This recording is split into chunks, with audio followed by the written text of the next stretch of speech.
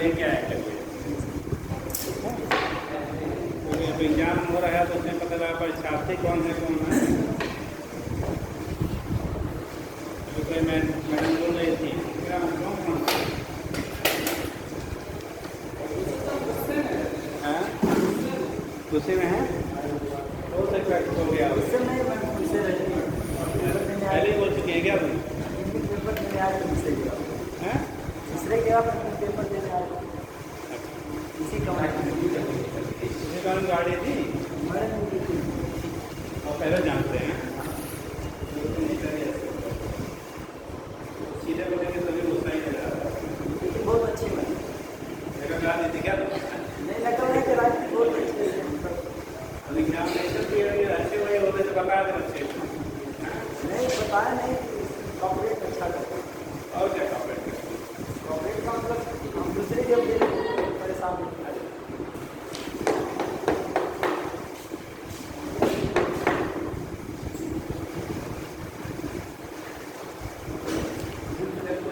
Examination period में और क्या अच्छा है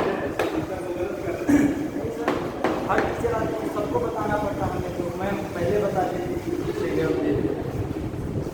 कोई आप अच्छा कर रहे थे ना एकदम वो गलती है अपनी जगह पे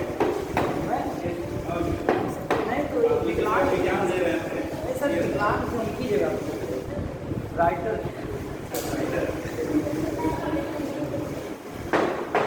चलो बेटा कहाँ तक हुआ था भाई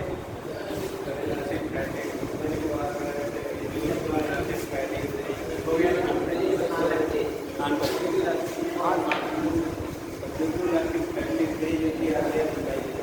इलास्टिक पैटी बता दिया था ना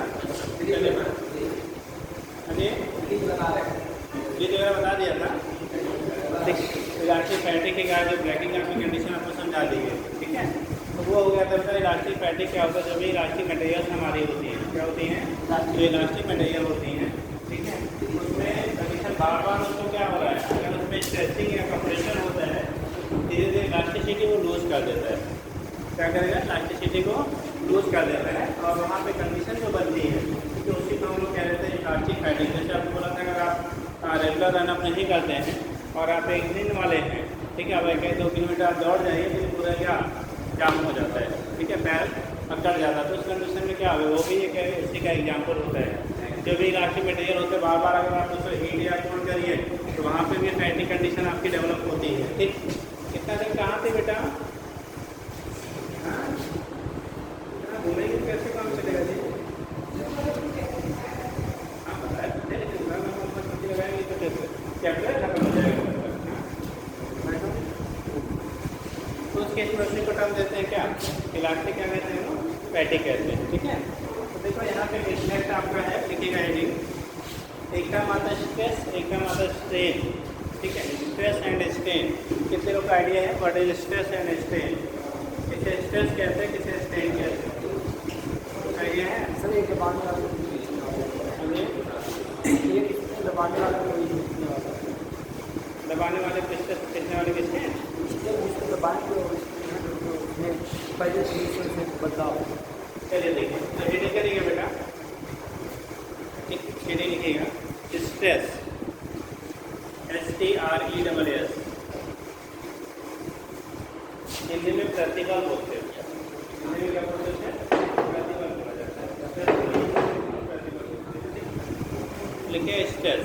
देखो दो चीज़ें होती हैं फिर हम उसमें पढ़ते हैं एक लॉन्गिट्यूडनल स्ट्रेस ठीक है और क्या ठीक है अलग डिफाइन करेंगे पर हमने मेनली जो स्टडी करनी होती है वो स्ट्रेस जो होते हैं फोर्स पर यूनिट एरिया को हम लोग बेटा स्ट्रेस कहते हैं। जैसे मान लो कोई राड है अगर एरिया का सेक्शन ए है इस पर फोर्स आपने लगाया कितना या कितना फोर्स लगा रहे हैं क्या एरिया का सेक्शन मालूम है एरिया ठीक है कर लिया एरिया वर्टिकल ध्यान दिया है एक साइड को आपने फिक्स कर दिया ठीक। उस कंडीशन में क्या होगा जब आप स्ट्रेस की बात करोगे किसकी बात करेंगे स्ट्रेस की बात करेंगे यहाँ पे स्ट्रेस आपका जो होता है सिंपल फार्मूला अपान एरिया ठीक है। ये हो जाता है हमारा फोर्स अपान एरिया का जो रेशियो होता है उसी को टर्म देते हैं स्ट्रेस ठीक है। और यही जब हम लोग वॉल्यूमेट्रिक स्ट्रेस की बात करेंगे तो वही एज ए प्रेशर ले लेते हैं। ठीक है, जब वॉल्यूम स्ट्रेस की बात करते हैं तो क्या हो जाता है हमारे प्रेशर के टर्म यूज करते हैं। फिलहाल यहाँ पे हम लोग ले रहे हैं स्ट्रेस फोर्स पॉइंट एरिया को हम लोग क्या कहते हैं, स्ट्रेस कहते हैं। ये एरिया इसका क्रॉस सेक्शन एरिया लेते हैं जहाँ पे आपने फोर्स को अप्लाई किया है। इससे फोर्स क्या किया गया, अप्लाई किया गया है एफ बाई ए। यहाँ से लिखेंगे आपका स्ट्रेस की जो वैल्यू आपकी होती है एफ बाई क्या ए। ये लॉन्जिट्यूड में भी अप्लाई करें, इसे या नॉर्मली को अप्लाई करें, लेकिन इसे नॉर्मल स्ट्रेस भी कहते हैं।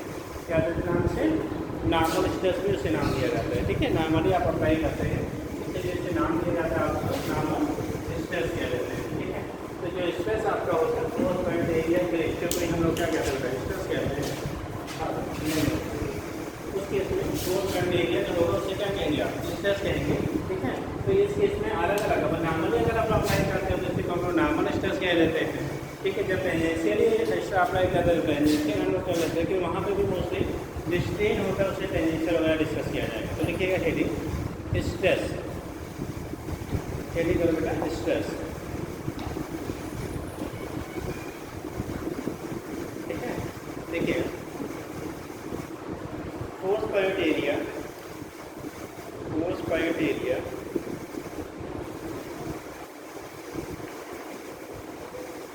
force point area is called, force point area is called क्या कहलाएगा इसका, स्ट्रेस कहलाता है। force point area is called stress,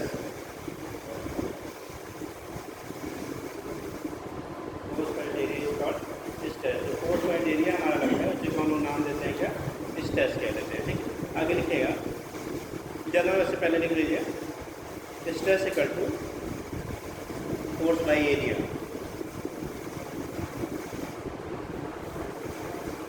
F by A के बराबर। अगर हम इसकी यूनिट लेते हैं तो यूनिट क्या है, फोर्स का यूनिट क्या लेते हो आप, न्यूटन, एरिया हो गया मीटर स्क्वायर।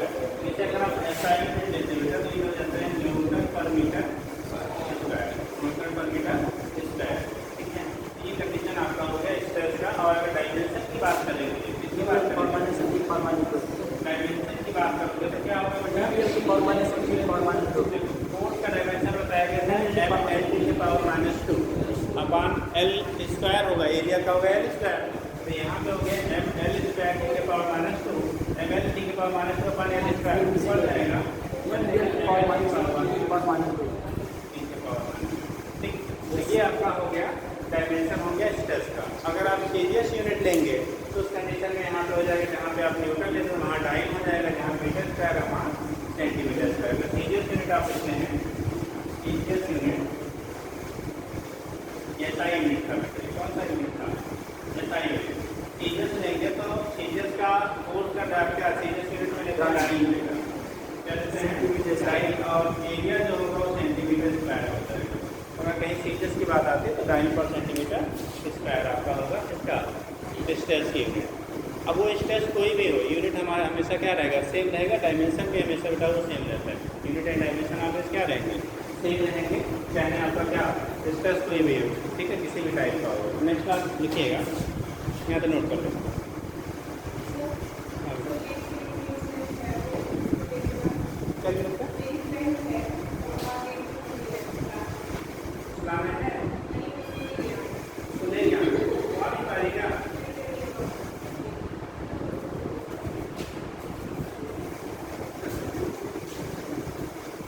केस में क्या हो गया बेटा इतना, आगे लिखिएगा नए से।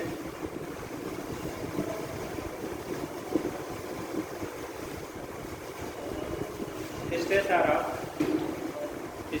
रहा टू टाइप्स, तो डिवाइड कर लेते हैं। स्ट्रेस आ रहा टू टाइप्स, मतलब जो अप्लाइड फोर्स हम अप्लाई करते हैं उसके बेस पे। ठीक है, स्ट्रेस को दो टाइप में बांटते हैं।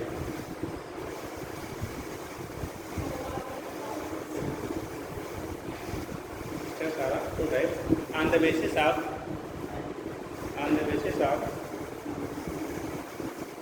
external force applied over it, on the basis of external force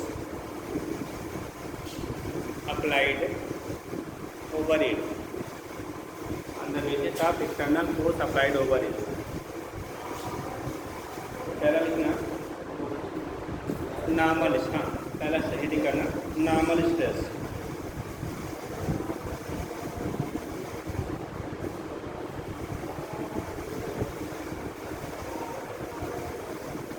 normal stress, तो हम लोग पहले बात कर रहे थे इसका नॉर्मल स्ट्रेस का।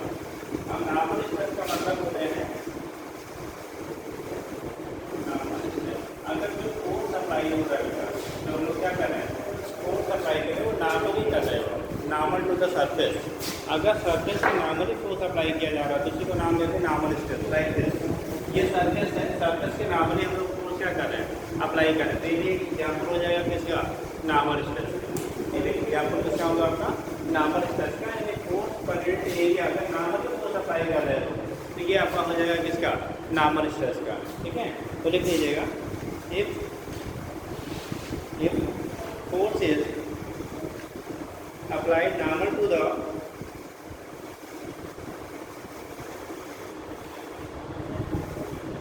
surface, if force is applied normal to the surface, then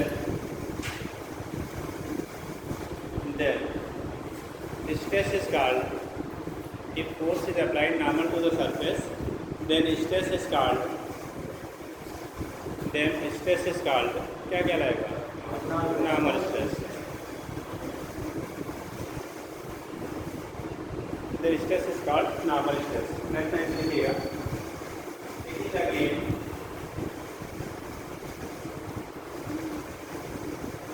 it is again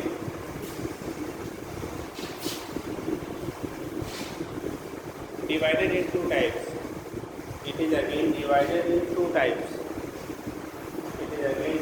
in two types। तो दोबारा से हम लोग क्या करते हैं, दो टाइप में बात करते हैं। It is again divided in two types। It is again divided in two types। जो हमारा स्ट्रेस होता है उसको दो भागों पे बांट करते हैं। पहला लिखिएगा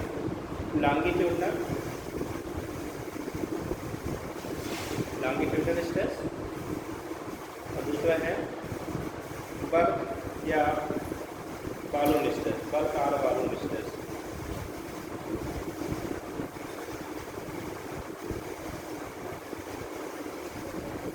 बल्क और बालून स्ट्रेस, नॉर्मल स्ट्रेस हाँ ये नॉर्मल की ही दोनों कैटेगरी है, ये नॉर्मल की ही दोनों क्या है कैटेगरी है, ये भी कर लो चाहे।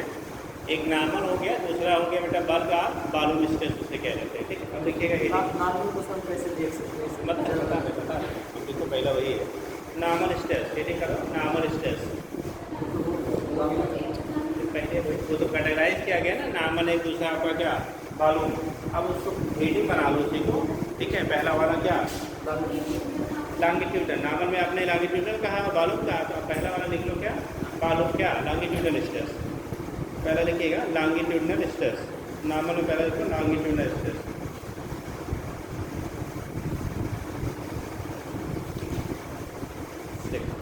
लॉन्गिट्यूडनल हम लोग कब कहते हैं इसका, ये पहली बात तो क्वेश्चन पूछा जाता है बेटा इट क्या एग्जिस्ट इन सॉलिड लिक्विड और गैस, किस फेज में पाया जाएगा।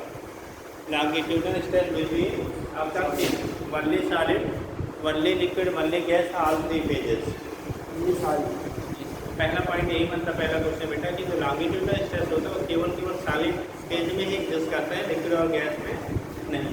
ठीक है, लॉन्गिट्यूडनल स्ट्रेस जो होता है वो केवल किसमें सॉलिड फेज में एग्जिस्ट करता है, लिक्विड और गैस में नहीं। तो इस कंडीशन में क्या होगा, जिसका जो एग्जिस्टेंस है वो केवल किसमें है आपका सॉलिड फेज में होता है। तो लिखिएगा पहले इसके लिख लो, किस पॉइंट को से लिखिएगा longitudinal stress, longitudinal stress occurs only in solid,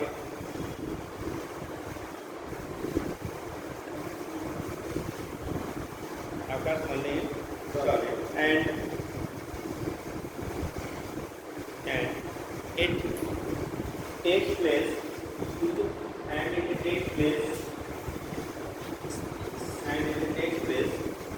in those object, takes place in those object, takes place in those objects in which one dimension is one dimension मतलब चाहे लेंथ चाहे विड्थ चाहे height होता है। One dimension is much larger than two others. One dimension is much larger than two others. जैसे ये हमने लिया बेटा, अब अगर हमारा यहाँ पे जो लेंथ है, ठीक है, वो इसके एरिया का सेक्शन के रिस्पेक्ट में कैसा है, ज़्यादा है, ठीक है। तो ये सब हम लोग यूज़ करते हैं लॉन्गिट्यूडनल स्ट्रेस जब हमारा एक क्या डायमेंशन जो होता है बाकी दो के रिस्पेक्ट में क्या होता है, ज़्यादा होता है, मतलब लार्जर देन टू अदर्स। दूसरी कंडीशन आपकी होगी कि यहाँ पे जब लेते हैं तो हमेशा केवल सॉलिड फेज में ही ऐसा आपका एग्जिस्टेंस हो सकता है। क्या दूसरे जो हमारे लिक्विड या गैसेस फेजेज हैं उनमें ये चीज़ें आपकी अकल्स नहीं होती हैं। तो लॉन्गिट्यूडनल स्ट्रेस जो होता है वो mainly हम लोग किसमें पाते हैं, सॉलिड में होता है। जबकि अभी बालू में स्ट्रेस कहेंगे वो सॉलिड लिक्विड गैस में वो सब में आपका एग्जिस्ट करता है।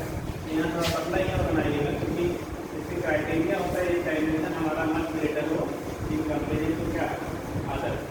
ऐसे बनाने का पतला ही है। ये है बेटा और ये क्या है आपका ये, ठीक। तो अब बना लीजिए डायग्राम इसको।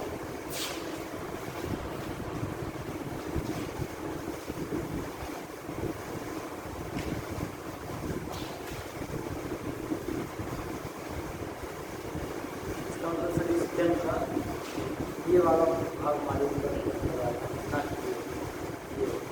लेंथ वाइज जिसको जो लॉन्ग होगा उसी पैरेलल हम लोग क्या करेंगे उसको, ठीक है, फोर्स अप्लाई करेंगे। मतलब फोर्स जो अप्लाई करेंगे हमेशा जो लॉन्गेस्ट आर्म है उसके करस्पॉन्डिंग करते हैं, ठीक। जैसे ये सबसे लेंथ है, सबसे ज़्यादा है, तो इसके अराउंड करेंगे, इसके अराउंड आप नहीं करेंगे, ठीक है। तो उसे लॉन्गिट्यूडनल नहीं बोलेंगे। तो लॉन्गिट्यूडनल का मतलब, ठीक है, ये क्या होगा, इससे करस्पॉन्डिंग आप यहाँ पे क्या करेंगे, फोर्स अप्लाई करेंगे, ठीक है। ये कंडीशन आपका होता है, इसको हम लोग क्या लॉन्गिट्यूडनल। तो डायग्राम बना लीजिए, बन गया। अब यहाँ पे फॉर्मूला वही आपका बनेगा।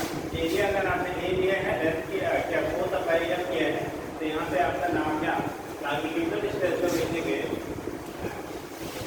लॉन्गिट्यूडनल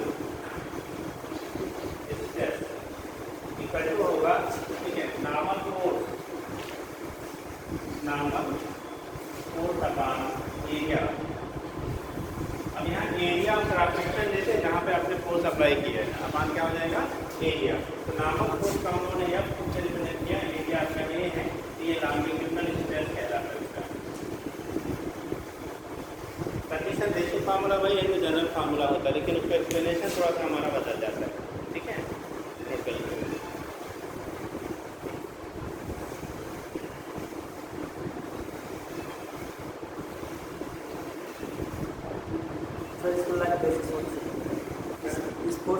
अपराध है, कोई चेन है, उसको आप क्या करिए, वायर है, लटक जाइए उससे।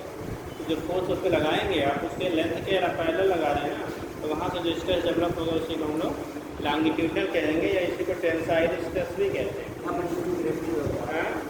जो भी वेट लग रहा है ग्रेविटी फैक्टर ही हमारा यहाँ काम कर रहा है जो नीचे, या एक्सटर्नल किसी एजेंट से आप फोर्स लगाइए, चाहे जैसे लगाइए, लटकेंगे तो ड्यू टू ग्रेविटी होगा, बाहर से किसी फोर्स लगाएंगे तो आपका क्या होगा, रीजन कुछ भी हो बट यहाँ पे फोर्स अप्लाई होना चाहिए अलाउंग टू लेंथ। देखिएगा बेटा के अब देखो यहाँ पे दो चीज़ें होती है। जो स्ट्रेस होता है, अगर आपने लेंथ वाले अगर लेंथ जो आपने फोर्स अप्लाई किया इसके लेंथ को इलांगेट करता है, अगर उसको क्या इलांगेट करता है, लेंथ की वैल्यू को बढ़ाता है, तो उस केस में उसे हम लोग टेंसाइल स्ट्रेस कहते हैं।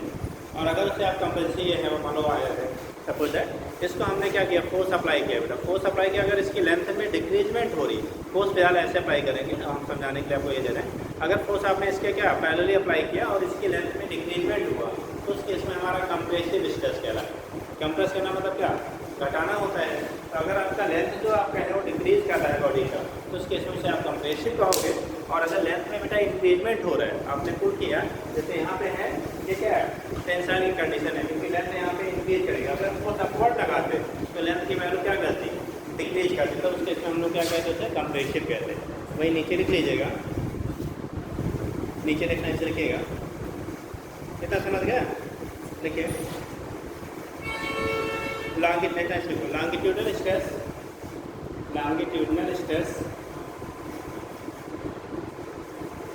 longitudinal stress produced due to produced due to increase in length, produced due to increase in length of the body,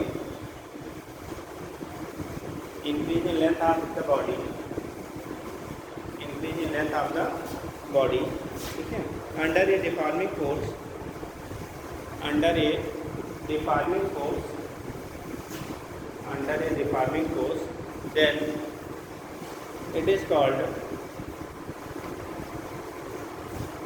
tensile stress.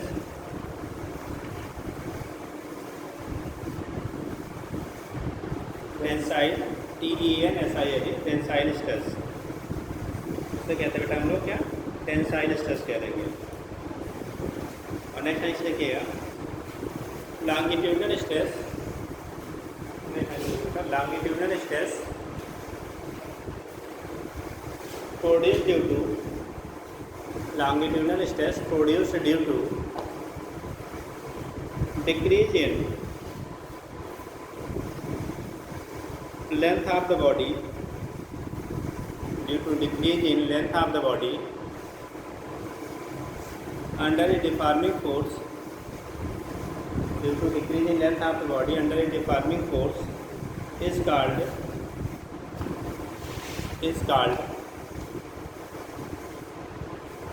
compressive stress, is called compressive stress. Deforming force, body under deforming force is called compressive stress. तो अगर बोला जाए longitudinal stress again divided into two types, एक हो गया कौन सा बेटा, कब टेंसाइल बोलेंगे कब कंप्रेसिव बोलेंगे, जब लेंथ इंक्रीज हो रहा है। ये जो आपको डायग्राम बनाया गया ये हमारा टेंसाइल कह रहे हैं। अगर इसके जैसे इधर से फिक्स कर दिया, इधर से कंप्रेस कर दे इसको, तो उसे हम लोग कह लेते हैं क्या, कंप्रेसिव स्ट्रेस कह लेते हैं। ठीक है, ये दो टाइप का हो गया, एक टेंसाइल हो गया, दूसरा क्या हो गया कंप्रेसिव। नेक्स्ट लिखिएगा, ये सब दोनों लॉन्गिट्यूडनल एक्सिस के अंदर। हाँ दोनों लॉन्गिट्यूडनल ठीक है, तभी तो उसको लिखे बेटा। नेक्स्ट लिखो, अगला हेडिंग करो, बल्क आर बाल, देखिए bulk or volume stress, bulk or volume stress, bulk or volume stress, bulk or volume stress. तो बेटा यहाँ पे जब हम लोग बालून स्ट्रेस की बात करते हैं, किसकी बात करते हैं, बालून स्ट्रेस की बात करेंगे, तो जब आप फोर्स अप्लाई करोगे ना, पहले तो कंडीशन होता है जैसे वहाँ लिखा था वली आकार से सॉलिड, यहाँ पे बेटा सॉलिड लिक्विड गैस तीनों में एग्जिस्ट कर सकते हैं। ठीक है, तो पहला पॉइंट वही बना लीजिए। ठीक है, जो दोनों में बेसिक डिफरेंसेस हो जाती है, लिखिएगा it occurs in solid liquid, it occurs in solid liquid and gases all, it occurs in solid liquid and gases, मतलब तीनों फेज में पाया जाता है बेटा।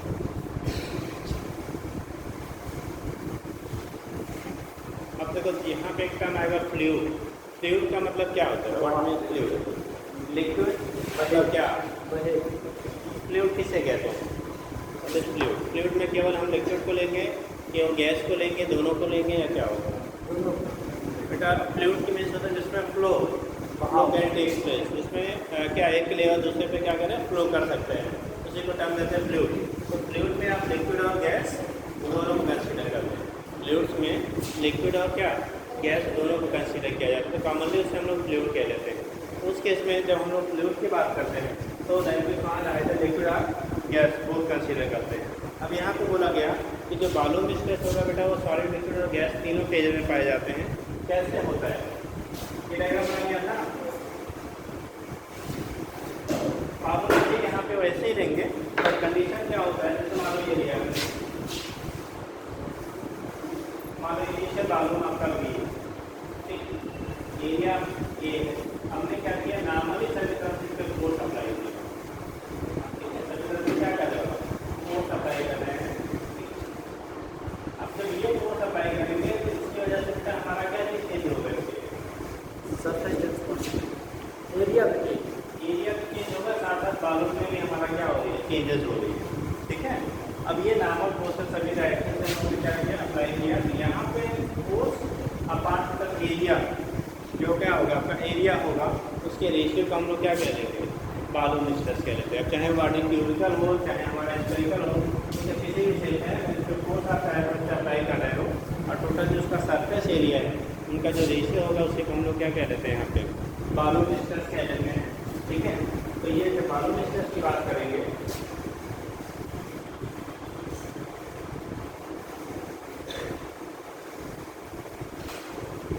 तो फार्मूला वही होगा बेटा एफ अपान कितना ए, लेकिन यहाँ पे अपान ए जो होता है इसी को हम आउटपुट का प्रेशर ले लेते हैं। इसे क्या ले लेते हैं क्योंकि सभी साइड से लग रहा है, उसी को हम लोग इसी को यहाँ पे बेटा हम लोग प्रेशर के टर्म में रहते हैं, इसको पी भी लिख लिया जाता है। ठीक है, तो जो बालून स्ट्रेस होता है उसे हम प्रेशर भी कंसीडर कर लेते हैं। तो ये हो गया एफ अपान ए। तो नीचे लिखिएगा क्या लिखा था बेटा, डायग्राम बना लीजिए, डायग्राम बना लीजिए।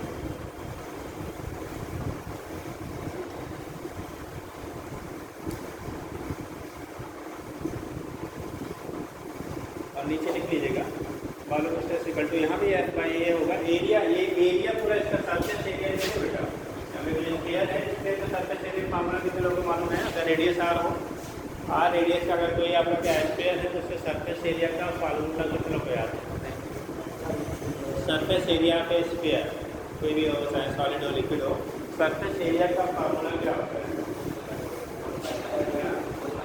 4 पाई आर स्क्वायर, या लेवल में ही पढ़ते बेटा। ठीक है, तो सरफेस एरिया जो आपका होता है स्क्वायर का 4 पाई आर स्क्वायर, और volume 4/3 pi r cube, volume कर लेते बेटा 4/3 पाई आर क्यूब देते हैं। तो अगर एरिया यहाँ पे रेडियस के टर्म में दीजिए तो एरिया निकालेंगे तो रखेंगे सब्स्टिट्यूट करते समय 4 पाई आर स्क्वायर रखेंगे। ठीक है, तो ये केस आपका होता है, उसको ध्यान रखिएगा, जरूरत पड़ती है आपको। दूसरी चीज़ लिखिएगा, जब आपका यहाँ पे बेटा बालून स्ट्रेस अप्लाई होता है तो इसके बालून में चेंजेस होंगे, और बालून अगर चेंज हो रहा है तो उस कंडीशन में उसकी डेंसिटी बॉडी की क्या करेगी, चेंज होगी। जैसे जो भी मास इसका है उसकी डिफरेंस कॉन्स्टेंट होगा, तभी उसमें से आपने फोर्स अप्लाई किया तो इसकी डेंसिटी क्या करेगी, बालून कंप्रेस होगा, बालून कंप्रेस होगा तो डेंसिटी इंक्रीज करेगी। मास तो वही है, अब डेंसिटी हम लोग क्या लिखते हैं, रोज से दिखा तो चाहेंगे कि मास पर क्या बालून है तो बालून अगर डिक्रीज कर रहा है तो इसमें डेंसिटी क्या करेगी, इंक्रीज करेगी। उल्टा कह लो, अगर ये फोर्स हम अंदर से अप्लाई करें, जैसे बैलून होता है ना, बैलून में आप एयर फिल करते हो, तो जब एयर फिल करते हैं तो कंप्रेस होता है कि एक्सपेंड करता है, एक्सपेंड करेगा। तो जब एक्सपेंशन होगा बेटा तो इसमें कहाँ से आप फोर्स अप्लाई कर रहे हो, इनसाइड प्रेशर आप डेवलप कर रहे हो, तो उसके इसमें एक्सपेंशन होगा, और जब एक्सपेंशन होगा तो हम लोग कहते हैं वहाँ पे डेंसिटी क्या करेगी, डिक्रीज करेगी। ठीक है, और अगर कंप्रेशन हो रहा है तो डेंसिटी क्या करेगी, इंक्रीज करेगी। तो यहीं पे पॉइंट लिख लीजिएगा।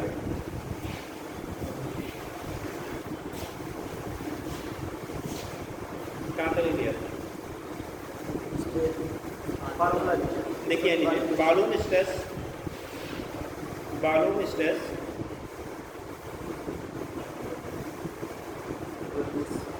प्रोड्यूसेस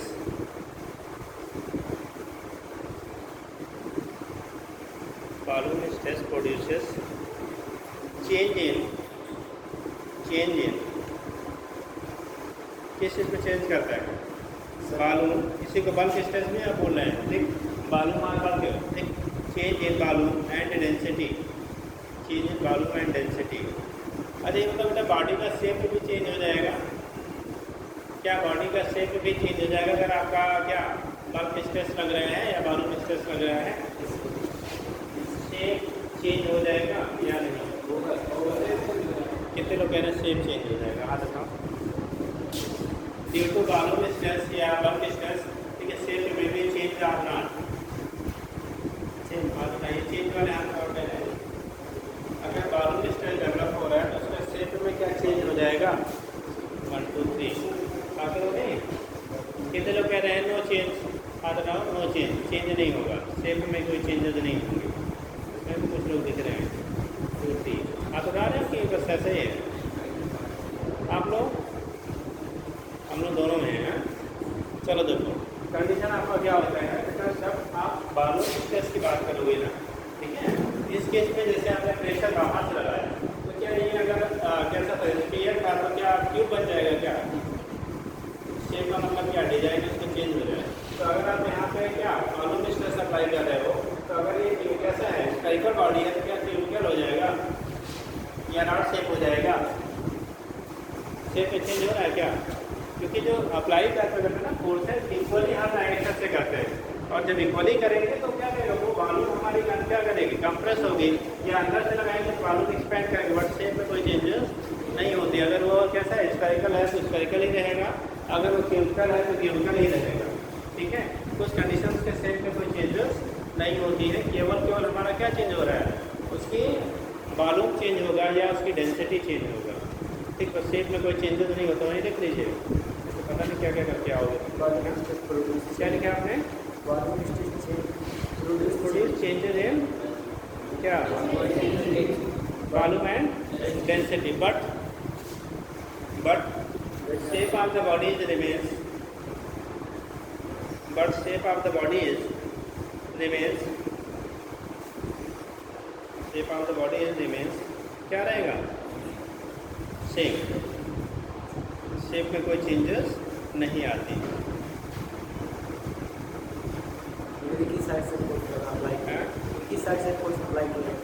तब उसे हम लोग वॉल्यूम स्ट्रेस बोलेंगे।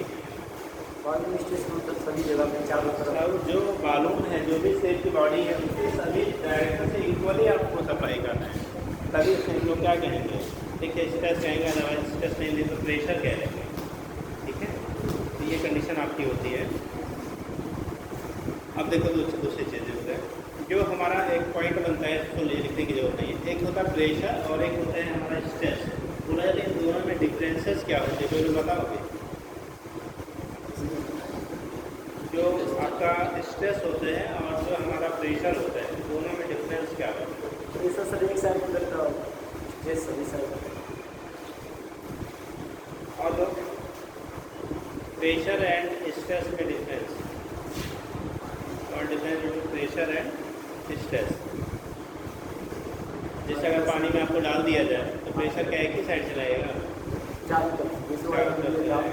ठीक है, तो आप बैलून में क्या एयर फिल करते तो प्रेशर एक ही साइड से डेवलप होता है, पूरा होता है ना, तो सभी साइड में लगता है। मतलब जो प्रेशर हो वहीं पे दिखा देंगे, ऐसे याद रखिएगा, प्रेशर जो होता है always normal to the area होता है बेटा, तो पूरे सरफेस एरिया के नॉर्मल होता है। प्रेशर जब अप्लाई करेंगे ना तो पूरे सरफेस एरिया के ऑलवेज नॉर्मल होता है। ठीक है, जबकि स्ट्रेस जब वॉल्यूम स्ट्रेस कहते हैं तब पूरे सरफेस एरिया के नॉर्मल है, और जब हम लोगों ने अभी लॉन्गिट्यूडनल पढ़ा था तो उस केस में कैसा था, एक ही साइड से आपका लग रहा था।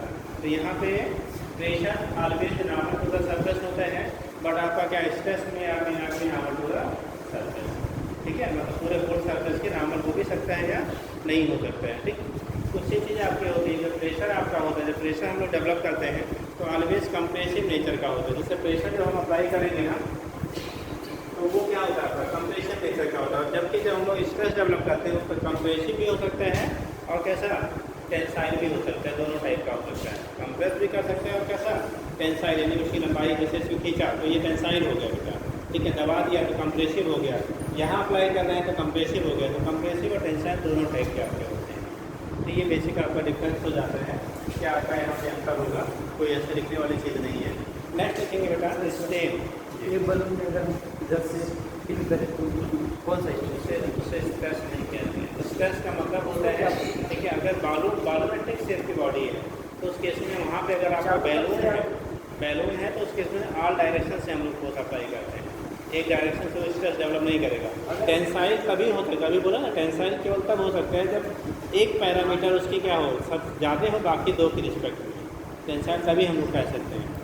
इनका क्वेश्चन था बेटा, हमने लिखा भी दिया था, इसीलिए जब टेंसाइल की हम बात करते हैं या लॉन्गिट्यूडनल की बात करते हैं तो उसमें हमेशा एक आर्म जो होता है यानी लेंथ जो होती है बाकी दोनों के रिस्पेक्ट में क्या होती है, बहुत ज़्यादा होती है, तब हम लोग टेंसाइल या लॉन्गिट्यूडनल लगाते हैं। और जब हम लोग वॉल्यूमेट्रिक की बात करेंगे तो हमेशा बॉडी चाहे क्यूबिकल हो चाहे स्फेरिकल हो, ठीक है, तो उस शेप के लिए अप्लाई करते हैं। ठीक, नेक्स्ट लिखिएगा बेटा स्ट्रेन, नेक्स्ट ये निकाल लो स्ट्रेन।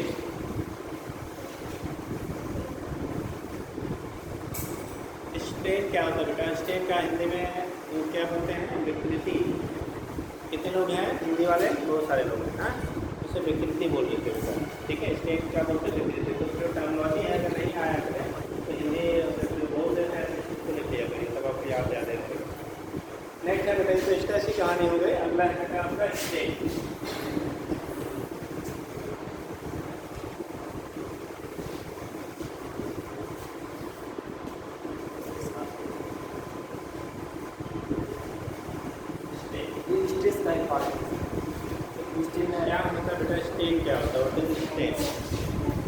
जी कोई बताएगा स्टेन किसे कहते हैं? थोड़ा पढ़ा है जी।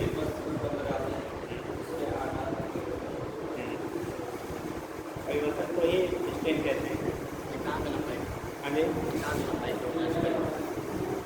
जो चेंज आ रहा है उसे ही स्टेन कहते हैं या कुछ और होता है? एकांक लंबाई में जो चेंज होता है सर उसे सर इसमें एरिया क्या गया था, इसमें लंबाई नहीं जाकर एकांक लंबाई बैठ देखो बेटा क्या होता है जब हम स्टेन की बात करते हैं तो बोला जाता है कोई भी अगर बॉडी है कोई भी आपको क्या है बॉडी है अगर उसमें डिफार्मिंग फोर्स आप अप्लाई करते हो क्या अप्लाई कर रहे हो? अगर कोई डिफार्मिंग फोर्स आप अप्लाई कर रहे हो तो उस बॉडी में जो डिफार्मेशन होता है सपोज दैट ये ले लेते हैं हम एक रॉड है आपका अगर इसमें हमने फोर्स अप्लाई किया लॉन्गिट्यूड लगाना पड़ेगा आपको अगर हमने फोर्स अप्लाई किया बेटा इसकी लेंथ में इंक्रीजमेंट हुआ मान लो इसमें इंक्रीजमेंट डेल्टा एल का हुआ तो डेल्टा एल अपॉन इसकी जो ओरिजिनल लेंथ है इनके रेशियो को हम लोग कह लेते हैं क्या स्टेन। अब स्टेन को अगर लेंथ में हो रहा है तो लॉन्गिट्यूडनल कह लेंगे बालू में हो रहा है तो बालूमेट्रिक कह लेंगे स्टेन में हो रहा है तो शेयरिंग कह लेते हैं।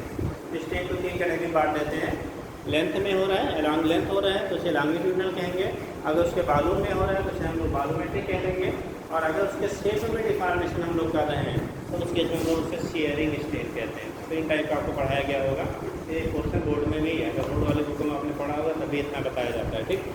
तो यहाँ पे स्टेन हो गया change in parameter upon original parameter तो हम लोग कहते हैं the ratio of change in parameter upon original parameter change मतलब जितना उसमें बदला जितना चेंजेस हुई अपॉन जो उसके ओरिजिनल वैल्यू था उनके रेशियो को तो फिर लिखवा रहे हैं इसमें तो इसी को हम लोग कह देते हैं क्या स्टेन कहते हैं। लिख लीजिएगा ये करेगा स्टेन लिखो स्ट्रेस की तरफ नॉर्मल स्ट्रेस की क्यों नॉर्मल स्ट्रेस है उसको इसको पता तो दूसरा तो हमने लिखा नहीं बालून या शियर तो बालून लिखा ना बालून इसके नॉर्मल के अंदर ही दोनों हाँ वो नॉर्मल के अंदर दोनों थे ये वाला आपका दूसरा हो गया इसका ठीक जब आपने नॉर्मल लिखा था या लॉन्गिट्यूडनल लिखा नॉर्मल के अंदर ही तो वो दोनों उसी के पार्ट हैं और जब आपने क्या लिखा बालून लिखा ठीक है तो वो आपका दूसरा हो गया ठीक लिखिएगा बेटा आपने लिखा क्या स्टेन लिखिएगा the ratio of change in configuration the ratio of change in configuration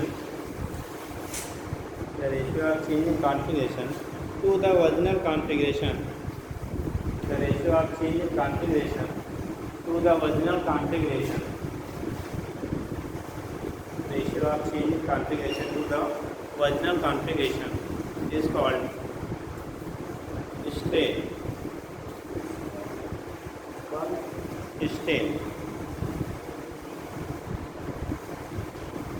तो यहाँ पे जो स्टेन लिखते हुए दरअसल फॉर्मूला होता है हमारा कॉन्फ़िगरेशन अपॉन ओरिजिनल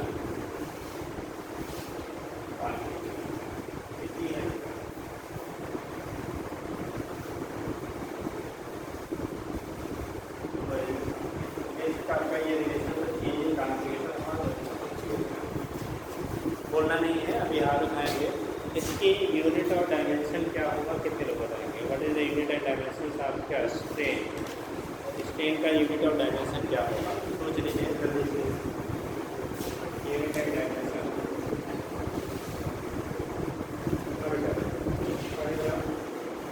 आपकी गायब थी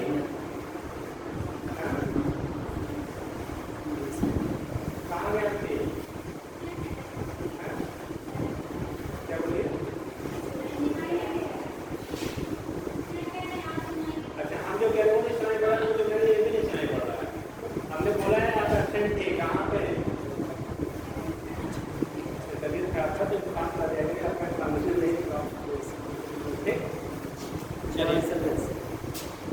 हाँ जी बोलिए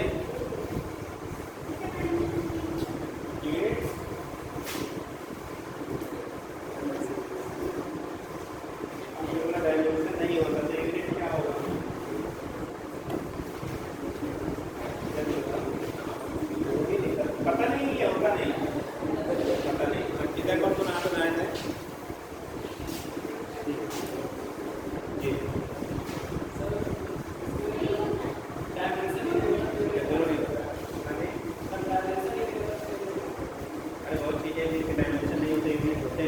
एंगल का क्या हम लेते हैं रेडियन, ठीक है।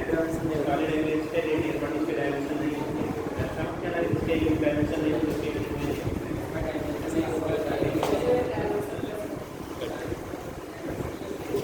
तो ये यूनिट एंड डायमेंशन लेस होता है measure due to ratio of the same quantity. अरे भाई अगर आप लेंथ में चेंज किया तो change in length upon length, area change किया तो एरिया अपॉन एरिया, बालू में चेंज किया तो बालू अपॉन बालू, जो भी हो रही है वो सेम क्वांटिटी का रेशियो है। जहाँ पे सेम क्वांटिटी का रेशियो होता है बेटा वो यूनिट और डायमेंशन लेस होता है। तो वही नहीं देखा unit and dimensionless, it is unit and dimensionless. ये यूनिट और डायमेंशन लेस क्वांटिटी होता है, ऐसा होता है unit and dimensionless quantity होता है, ठीक है। तो it has no unit and dimension, याद रखिएगा, ठीक है। आगे लिखिएगा,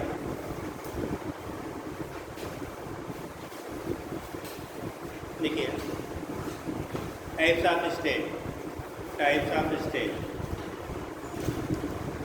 types of state.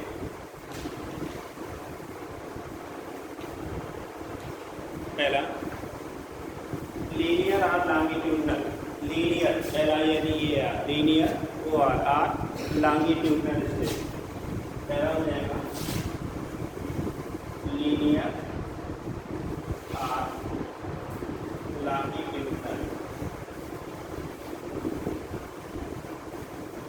State, linear और लॉन्गिट्यूडनल। बेटा अगर कोई भी बॉडी है वो रॉड शेप की है और उसकी लेंथ में चेंज हो रही है, change in length upon original length, इनका जो रेशियो होगा उससे हम लोग कहने के लिए लॉन्गिट्यूडनल और लीनियर स्टेट। जैसा कि पहला डायग्राम भी बनाया गया था उसी की बेस में यहाँ पे है। सपोज दैट ये रॉड था, इसकी ओरिजिनल लेंथ आपने L लिया, ओरिजिनल लेंथ कितना है L लिया। अगर थोड़ी कोई फोर्स अप्लाई नहीं किया गया, बाद में थोड़ा फोर्स से थोड़ा अप्लाई किया,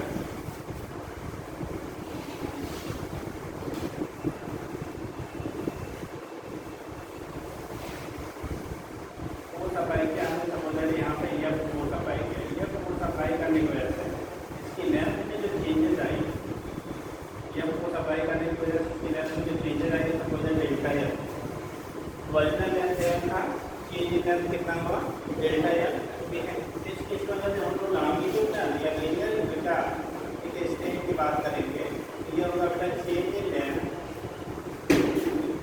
चेंज इन लेंथ अपॉन क्या ओरिजिनल लेंथ। यहाँ होता था change in configuration upon original configuration, क्योंकि रॉड शेप तो हमने लिया तो लेंथ ले लिया, तो change in length upon original length, that is delta या अपॉन लॉन्गिट्यूडनल स्टेट की जो वैल्यू आपकी हो रही है डेल्टा या अपॉन क्या होता है बेटा। लेंथ को मेजर करो चाहे किसी भी यूनिट में आप मेजर कर लो, जो ऊपर होगा वही नीचे होगा, तो इसलिए आपका यूनिट और डायमेंशन लेस हो जाता है, ठीक है। इसी वजह से यूनिट एंड क्या होगा डायमेंशन लेस, ठीक। दिखा दीजिए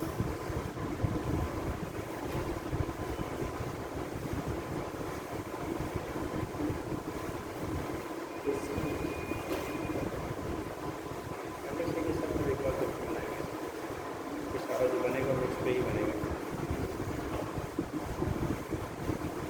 हो गया।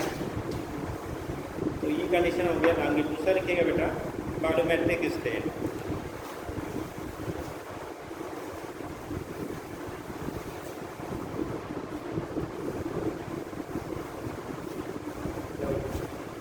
वॉल्यूमेट्रिक स्टेट लिखिएगा, इसमें लिख लेंगे वॉल्यूमेट्रिक, वॉल्यूमेट्रिक या वॉल्यूमेट्रिक स्टेट। अब यहाँ पे क्या होता है, अगर जो डिफॉर्मिंग फोर्स अप्लाई कर रहे हैं वो यहाँ तो लेंथ में चेंज करता था, आपके बाद अगर बालू में चेंजेस प्रोड्यूस होती है तो उस केस में चेंजेस बालू का पास बनने बालू का रेशियो जो होगा उसे वॉल्यूमेट्रिक स्टेट करेंगे। तो देखिएगा if the deforming force, if the deforming force, if the deforming force produces a change in volume, if the deforming force produces a change in volume alone, a change in volume alone, the state produced in the body is called change in बालू Elon, मतलब कि बालू में change हो रहा है, alone. Then the strain produced in the body is called, then the strain produced in body, then the strain produced in body is called volumetric stain, is called volumetric stain.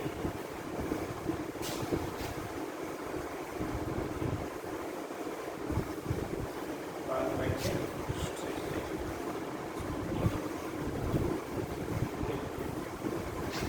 अगर ये body है ना original, हम लोग इसको बाहर से force करेंगे, फोर्स टेम्परेचर में हम फैसिलिटी को कह लेते हैं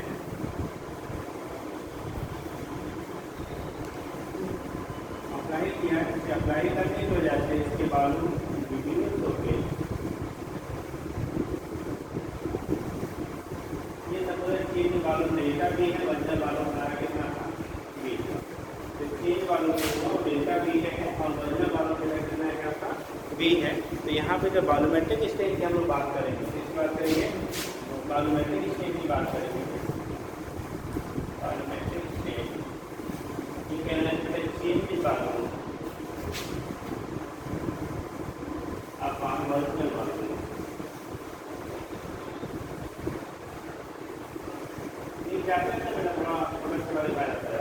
चेंज इन बालू अपान ओरिजिनल बालू, ठीक।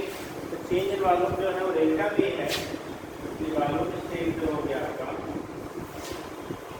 डेल्टा भी अपान बी, ये होता है वॉल्यूमेट्रिक स्टेन की वैल्यू डेल्टा भी अपान बी। अच्छा इसका यूनिट डायमेंशन होगा कि नहीं जी, नहीं कि और कोई भी स्टेन आप पे है वो यूनिट एंड डायमेंशन ऐसे होगा, ठीक है, नोट कर लीजिए।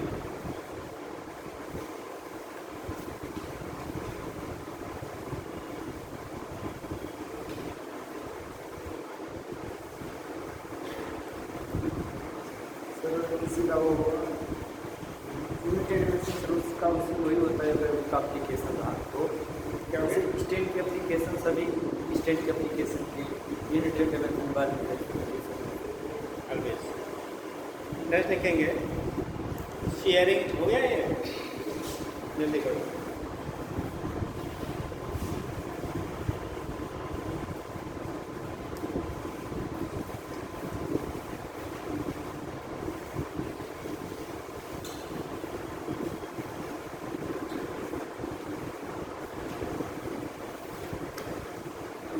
शेयरिंग स्टेन,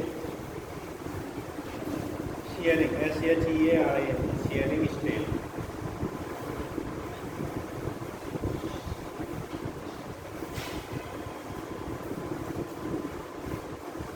देखिए बातें नहीं उठा। If the deforming force produces a change in shape, if the deforming force produces a change in shape of the body, if the deforming force produces a change in shape of the body, change in क्या लिखा बेटा, shape of the body, हो गया। Then ऐसे करो एक minute, shape in changing the बालू without changing the बालू, विदाउट चेंजिंग द बालू अंडरलाइन कर देना, विदाउट चेंजिंग द बालू, विदाउट चेंजिंग द बालू, देखिए। देन शेप चेंज होने वाली बालू चेंज नहीं होगा। Then strain is called, then strain is called shearing stain, then stain is called shearing stain, then stain जो प्रोड्यूस होगा बेटा, then stain is called shearing stain, जो स्टेन प्रोड्यूस होगा उस समय बॉडी में उसे शेयरिंग स्टेन कहते हैं, ठीक। अब यहाँ पे देख लो, कोई मोटी बुक रखा है यहाँ पे, इसके पास बुक है, यहाँ मोटी मोटी होनी चाहिए, सही है। जो मजबूत बॉल होता है उसको दबाना नहीं जाए तो नहीं होगा, इससे मोटी होगी तो, और इससे मोटा नहीं कोई रखा है, देखो जैसे ये है, मान लो डिवाइडर है आपका, ठीक है, सारे एंगल 90 है, आर्म्स तो है आपका जो भी इसकी लेंथ है। हम क्या करते हैं शेयरिंग स्टेन के केस में एक फेस को एक सरफेस को फिक्स कर देते हैं, एक सरफेस यहाँ पे नीचे वाला फिक्स कर देंगे, ऊपर से बेटा हम लोग फोर्स पहले लगाते हैं। तो देखो यहाँ पे पहले सारे शेप बराबर बराबर हैं, ऐसे है ना, सारे एंगल 90 हैं। हमने एक को फिक्स कर दिया और एक के ऊपर हमने क्या किया, इसके पहले फोर्स लगाया, तो देखो इसका शेप में डिफॉर्मेशन हुआ, अब एंगल बदल गया ना, एंगल जो हो रहे हैं क्या हो रहे हैं, देखो एंगल चेंज हो गए, अब थोड़े पतला इससे उतना एग्जैक्ट नहीं हो पा रहा, देखो अब एंगल ये 90 नहीं है, ठीक, चेंज हो गया। तो यहाँ पे क्या होता है, जब हम लोग शेयरिंग स्ट्रेंथ की बात करते हैं तो जो अप्लाई फोर्स करेंगे यानी जो स्ट्रेस अप्लाई करेंगे वहाँ पे शेयरिंग स्ट्रेस, उसकी वजह से इसके शेप में चेंजेस हो जाती है। बट जो बालू बॉडी का रहता है वो रिमेंस क्या रहेगा, सेम रहेगा। तो बालू में चेंजेस नहीं होंगे, ओनली क्या होगा, शेप में। तो अगर शेप में केवल चेंजेस होंगे तो उसे हम लोग शेयरिंग स्ट्रेस कह देते हैं, शेयरिंग स्ट्रेंथ कह देते हैं। तो अगर हम दिखाते हैं डायग्रामेटिकली इसको,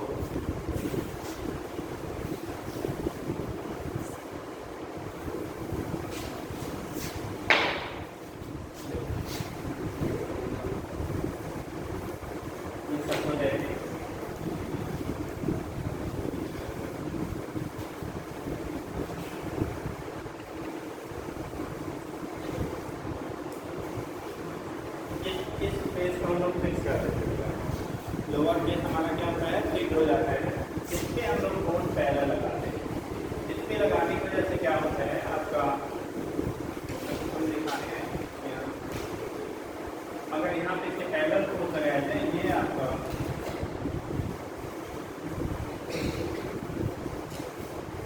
अपर फेस जो होता है वो शिफ्ट हो जाता है।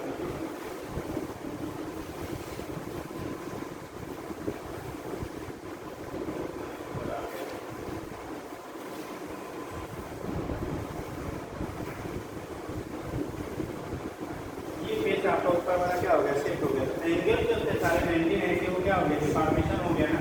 तो यहाँ पे ये थीटा मान लो अगर ये डिफॉर्मेशन थीटा या क्या है और आप आपने यह ले लिया, ठीक। तो शेयरिंग स्ट्रेन जो होगा, शेयरिंग स्ट्रेन थीटा की जो वैल्यू होगी डेल्टा एक्स का मान क्या हो जाएगा, एल के बराबर।